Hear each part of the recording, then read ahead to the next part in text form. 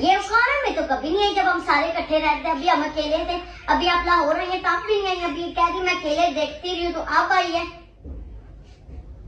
नहीं तो ये आएगी, तुम अकेली है? अकेली है।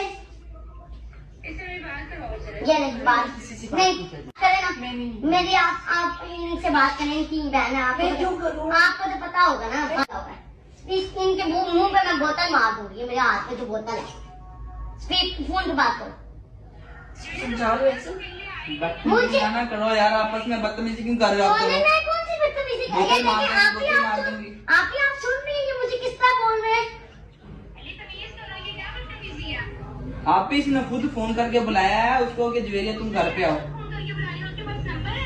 पूछे आप ही कल 2 दिन से कॉल आई जा रही थी, 2 दिन से कॉल आई जा रही थी। मैंने कहा पता नहीं कौन है, मैं इनका मोबाइल नहीं उठाती। आज मैंने कहा कि मामू बैठे हुए थे, मैंने कहा कॉल करो। जब कॉल की है उसके बाद ना आगे से कहती है कि मामू ने कहा तुमने क्यों कॉल की? मैंने कहा मामू आपको पता है? तो कहते हैं नहीं। फिर मैंने कहा मैं आप ही को पूछ लूं। अभी ये घर पे आ गई है, मैंने कहा शायद नहीं आ सकती।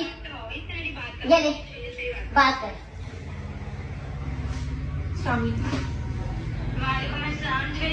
तुम मिलने आई नहीं हो तो अब तुम्हें वहाँ पे क्या मुसीबत पड़ी? वहाँ मुझे खुद